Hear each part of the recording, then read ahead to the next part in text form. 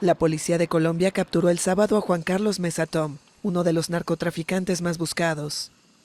Es el principal cabecilla de la organización criminal Oficina, por quien el gobierno de los Estados Unidos ofrecía una recompensa de $2 millones.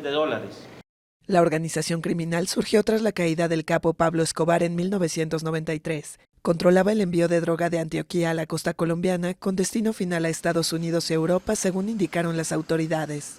Meza fue detenido en una lujosa finca en la región del Peñol, en el departamento de Antioquía, mientras celebraba su cumpleaños 50. Estaba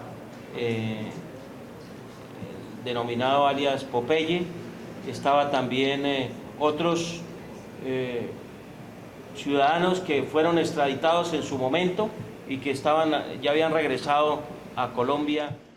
En la operación se incautaron 4 armas, 7 vehículos de gama alta, una lancha, efectivo en dólares y pesos colombianos y joyas, entre otras. Colombia es el principal cultivador mundial de hoja de coca y de cocaína, de acuerdo con la ONU.